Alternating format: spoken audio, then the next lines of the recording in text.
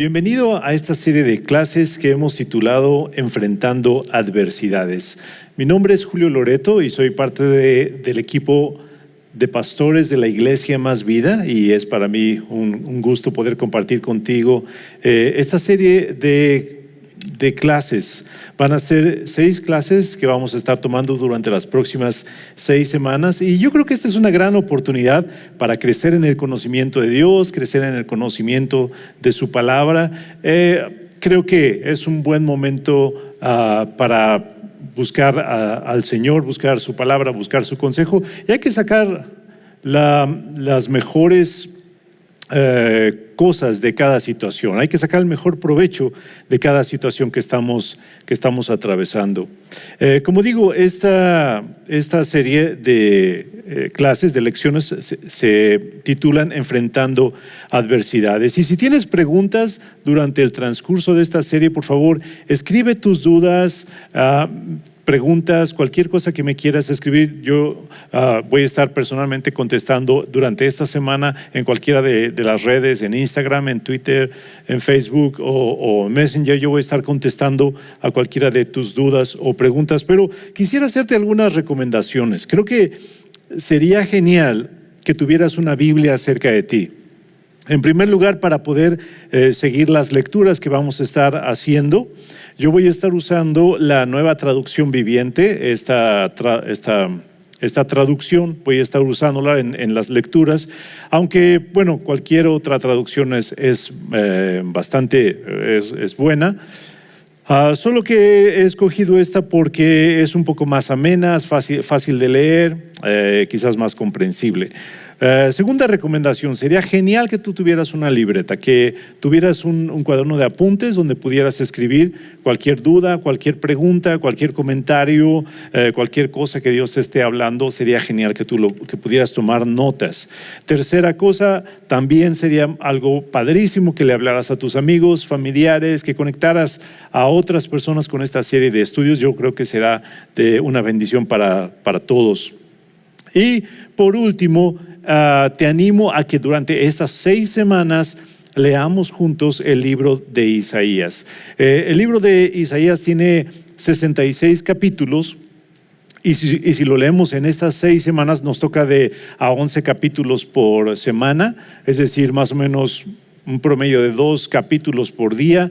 Yo creo que será sencillísimo, facilísimo poder completar la lectura del libro del profeta Isaías. Y otra vez, si tienes dudas y preguntas respecto a tu lectura, respecto a lo que vemos en esta clase, por favor envíalo a cualquiera de mis puntos de contacto en Facebook, Twitter, Instagram, etcétera. Mi esperanza es que a través de los principios que vamos a estar descubriendo en este libro, tú puedas tener luz y dirección para tomar sabias decisiones, sobre todo en momentos de adversidad. Muy bien, pues para iniciar el día de hoy, esta sesión, yo quisiera dar una breve introducción del libro de Isaías. Por principio de cuentas, el libro de Isaías corresponde al género profético de la Biblia. Si tú no estás familiarizado con la Biblia, déjame darte un pequeño panorama. La Biblia es un conjunto de 66 libros que está dividido en 2 partes, Antiguo y Nuevo Testamento. Nos vamos a enfocar en el Antiguo Testamento porque Isaías pertenece a ese periodo. Y el Antiguo Testamento a su vez se divide en 4 secciones. Tenemos el Pentateuco, que son los escritos de Moisés. Tenemos los libros históricos, que es una cronología de la historia de Israel. Tenemos también los libros poéticos, que son varios documentos en donde podemos encontrar la poesía hebrea, que son muy hermosos, pero también son considerados palabra de Dios. Dios también puede hablar y ministrar tu corazón a través de la lectura de los libros poéticos. Y por último tenemos los libros proféticos. Los libros proféticos se dividen a su vez en 2, profetas mayores y menores. El libro de Isaías pertenece a los profetas mayores y en ese vamos a estar basando nuestro estudio. Sí, quisiera dejar en claro que Tanto el Antiguo como el Nuevo Testamento, toda la Biblia apunta a Jesús. Todos los libros de la Biblia tienen un solo enfoque, y ese enfoque es Jesús, y es la revelación de Jesucristo, el Hijo de Dios, como nuestro Señor y Salvador, y explica de manera muy clara, sobre todo el Nuevo Testamento, el propósito de su venida. Entonces sería genial que también tomaras tiempo para tener la oportunidad para leer toda la Biblia, porque toda la Biblia apunta a Jesús. El Antiguo Testamento lo hace de una perspectiva como del pasado mirando hacia el futuro, como la esperanza, la promesa, lo que ha de venir. Y el Nuevo Testamento lo hace como dando un recuento del hecho. Sucedió, tuvo lugar la venida de Jesucristo, y esto es lo que Él dejó. Entonces, toda la Biblia es un anuncio de la salvación, el perdón de los pecados y la vida nueva que recibimos a través de Jesús como nuestro Señor y Salvador. Hablando de los libros proféticos, esta es una expresión del ministerio profético en la Biblia. El ministerio profético en la Biblia tiene un lugar sumamente importante en la revelación que el Espíritu Santo trajo a los autores que escribieron la Biblia. El ministerio profético, que es en donde nos vamos a enfocar, tiene su importancia en cuanto a conectar a Dios con la gente nuevamente. Pero antes de continuar, me gustaría que pensaras por un momento, meditaras en esta pregunta. ¿Qué te viene a la mente cuando escuchas profético? ¿Qué te viene a la mente cuando escuchas profecía o profeta? ¿Qué es en lo que piensas? Déjame decirte, no solamente se refiere a vaticinar el futuro, no solamente se refiere a decir cosas que han de venir. En realidad, el género profético en la Biblia, mucho de su trabajo, su función principal era ser el portavoz, ser el mensajero de Dios, ser el embajador de parte de Dios a los hombres para comunicar un mensaje. A veces era un mensaje actual, a veces era un mensaje que tenía que ver con el pasado, y sí, también, a veces era un mensaje que tenía que ver con el futuro. Pero el meollo del asunto es que Dios siempre quiere y busca tener comunión con el hombre. Por eso Dios creó a Adán y Eva y los puso en el huerto para tener comunión con ellos, comunión con la humanidad. Ese siempre fue su propósito, esa siempre fue su meta. Ahora, el pecado sí entorpeció esa comunión, entorpeció esa comunicación, pero eso no ha sido un obstáculo para Dios. El amor de Dios ha buscado maneras para que su presencia vuelva a nosotros. Y para tal propósito, Dios ha usado diferentes medios, diferentes maneras en conectar con el hombre, y algunas de esas maneras han sido personas que Dios ha levantado y Dios ha preparado, ha capacitado para que sean vehículos por los cuales Dios puede tener este contacto, esta comunión con el hombre. Estas personas, quizás tú los has encontrado en la Biblia. Casi siempre a estas personas Dios las señala y las capacita. Eso en términos bíblicos se llama unción. También lo usamos muchos teólogos cuando hablamos de esta interacción de Dios con estos personajes, con estos individuos. Se habla de unción. Entonces, la unción es Dios señalando y Dios capacitando a personas para que hagan ese trabajo de ser un representante, ser un medio por el cual Dios conecta una vez más con el hombre, con la humanidad. Hay diferentes personajes en la Biblia que fueron ungidos, y muchos de ellos tú los encuentras en las Escrituras como grandes héroes bíblicos, ¿no? Pero sobre todo vamos a encontrar tres tipos de personas que han sido ungidas. Sobre todo vamos a encontrar esos tres tipos. Los profetas, por supuesto, estamos hablando del profeta Isaías. Los profetas son personas que Dios señaló y capacitó para llevar a cabo este oficio, esta tarea. Los reyes, los sacerdotes, son otro tipo de personas que Dios capacitó, que Dios, por medio de ellos, Dios habló al pueblo, también intercedían a favor de los hombres delante de Dios. Entonces tenemos a los profetas, tenemos a los sacerdotes y en tercer lugar tenemos a los reyes, o también conocidos en algunas ocasiones como jueces, porque su función era gobernar, era traer justicia, era legislar, en pocas palabras. Entonces, a este tipo de personas son a las que Dios señala y Dios capacita. A esto le llamamos unción. Cuando Dios señala a ciertas personas y les da un rol, les da un oficio. Lo interesante de estos tres oficios es que muy pocas veces en la Biblia encontramos personas que ostenten los tres oficios, es decir, una sola persona ostente estos tres oficios. Son muy pocos los casos. Tenemos, por ejemplo, a Moisés. Moisés es una de las pocas personas que ostentaron estos tres oficios: profeta, sacerdote y juez de Israel. Él cumplía con estas tres labores. Otro personaje en la Biblia con estos tres oficios era Samuel. Samuel, el último de los jueces y el que ayudó a Israel a pasar de la teocracia a la monarquía. Él también ostentaba los tres oficios: profeta, sacerdote y juez. Tenemos a un personaje así que pasa rápidamente en la historia bíblica que se llamaba Melquisedec. Él también, profeta, sacerdote y juez. Cuando una persona tiene estos tres oficios, a esto se le llama la triple unción. La triple unción estuvo sobre estas personas, sobre Moisés, sobre Samuel, sobre Melquisedec. Algunos piensan que también estuvo sobre David, pero no hay duda alguna que la triple unción estuvo en Jesús. Sobre el Hijo de Dios estuvieron estos tres oficios, porque Él cumplió este ministerio, este triple ministerio: ser profeta, porque vino a declarar la palabra de Dios a la humanidad; ser un sacerdote, porque es el intermediario que Dios ha designado entre Él y los hombres, entre Él y la humanidad; ser un sacerdote; y por supuesto ser un rey.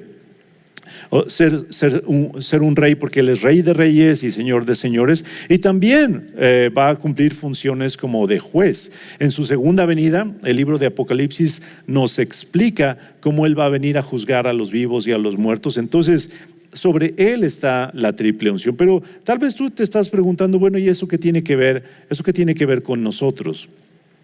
Tiene muchísimo que ver, porque Cristo es la cabeza de la iglesia y sobre la cabeza se derrama esta unción, esta triple unción. Pero nosotros somos el cuerpo de Cristo y la unción que cae sobre la cabeza se reparte hacia todo el cuerpo de Cristo. Entonces, tú también, como hijo de Dios, como parte del cuerpo de Cristo, como creyente, como discípulo de Jesús, sobre ti también está la triple unción. Es decir, que Dios te ha capacitado para ser profeta, sacerdote, para cumplir estos oficios de profeta, sacerdote y rey. Ahora, no te estoy diciendo esto para que el día de mañana o la próxima semana entregues tarjetas de presentación que diga, hola, soy el profeta fulano de tal. No estoy diciendo eso, pero de lo que estoy hablando es que hay un respaldo de Dios sobre la iglesia. Hay un respaldo de Dios en cada creyente.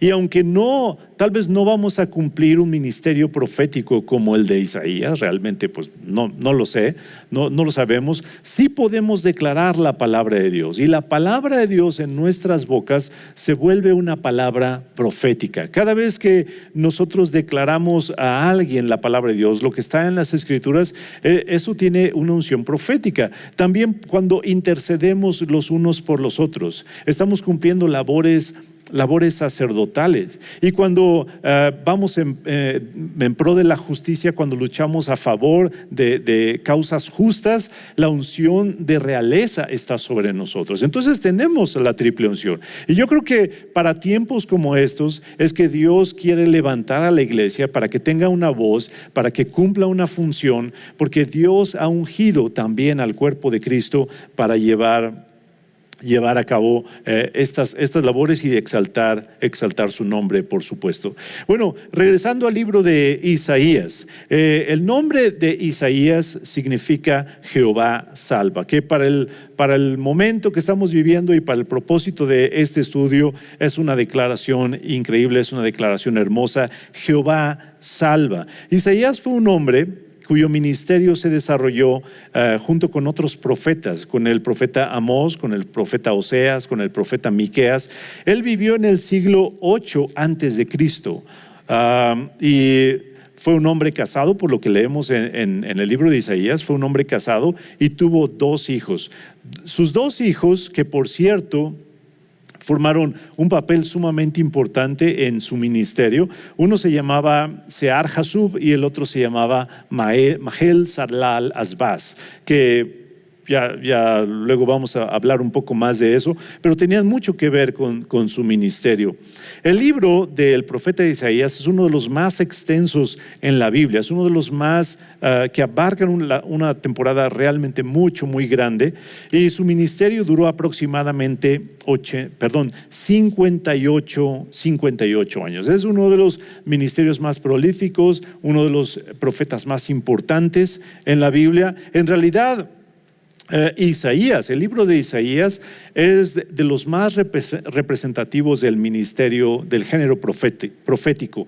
Y entre todos los profetas escritores, quizás su persona es de las más importantes. De todos los profetas que tenemos un libro en la Biblia. Es decir, hay profetas que llamamos escritores porque tienen un libro en la Biblia, Oseas, Joel, Amós, Abdías, Jonás, Miqueas, Jeremías, Daniel, Ezequiel. Todos ellos son profetas escritores, pero de todos ellos quizás el más representativo sería Isaías. Hay otros profetas que quizás se escribieron, pero no tenemos sus libros en la Biblia. A estos se les denomina profetas no escritores, pero de todo el ministerio profético, tanto de profetas escritores como profetas no escritores, hay una figura que se destaca y que representa en sí todo el ministerio profético en la Biblia. Esa figura es la figura del profeta Elías. ¿Y cómo sabemos que Elías es la figura del ministerio profético? Te recuerdo aquel episodio narrado en Mateo capítulo 7. El momento de aquel episodio que conocemos como la transfiguración. Jesucristo sube a un monte a orar, está acompañado por Pedro, Jacobo y Juan. Y en el monte, de repente sus vestiduras se vuelven blancas y resplandecientes, y junto a él se colocan 2 personajes. Uno es Moisés y el otro es Elías. Y muchas veces citamos esto y lo leemos, pero en realidad no comprendemos la importancia del significado de esta visión que están teniendo Pedro, Jacobo y Juan. Están de lejos mirando a estos 3 personajes, Moisés, Elías y Jesús en medio de ellos. Y este cuadro nos dice que en Jesús se cumple tanto la ley que representa Moisés representa la ley, como los profetas. Moisés es el cumplimiento tanto de la ley como Jesús es el cumplimiento tanto de la ley como de los profetas. Entonces, Elías es uno de los, el representante del ministerio profético, pero Isaías es el representante del ministerio profético, hablando de los profetas escritores. Muy bien, el libro de Isaías se divide en 6 secciones. Del capítulo 1 al 12 son profecías enfocadas en Judá y Jerusalén. Del capítulos 13 al 23 son profecías enfocadas en las naciones extranjeras. Del 24 al 27 son profecías que se refieren al juicio y la redención de Israel, de cómo Dios iba a traer un juicio y también cómo Dios iba a redimir a Israel en este tiempo. Del capítulo 28 al 35 hay una advertencia sobre Egipto, sobre no confiar en Egipto, sino confiar en Dios para su salvación. Del capítulo 36 al 39, como un apéndice, una manera de cerrar los capítulos anteriores y también una introducción para los últimos capítulos del libro, que serían del 40 al 66, que sobre todo están enfocados en el consuelo, la salvación y la gloria de Israel. Todo el libro, cuando leas el libro, necesitas tener cuidado de mirarlo con una perspectiva también histórica, porque abarca muchos años, abarca las invasiones asirias, las invasiones babilónicas, y después toca un poco el rescate del imperio medo-persa, el rescate de los judíos, de los hebreos durante el imperio medo-persa con Ciro, el rey persa, que también es mencionado en la Biblia. Y no solamente eso, pero también habla de la venida de Jesucristo. El libro de Isaías es fantástico porque tiene profecías incluso con 750 años de anticipación, es decir, que 750 años de Jesucristo, 750 años antes de Cristo, Isaías ya estaba hablando de su venida. Y por eso te recuerdo lo que dije en un principio. Toda la Biblia apunta a Jesús. Toda la Escritura, el enfoque principal es Cristo Jesús. Y en este estudio también nos vamos a enfocar en Jesús. Y lo más importante de todo, si se te olvida todo lo que he dicho hasta el momento, lo más importante es que tú puedas tener una relación personal con Cristo. Vamos a estar leyendo este libro, vamos a estar mirando cómo enfrenta Isaías adversidades, tanto como el pueblo de Israel, como de manera personal, cómo enfrenta adversidades. Y yo te invito a que no faltes la próxima semana, que te conectes y puedas continuar con esta serie de estudios. Que Dios te bendiga. Nos vemos la próxima semana.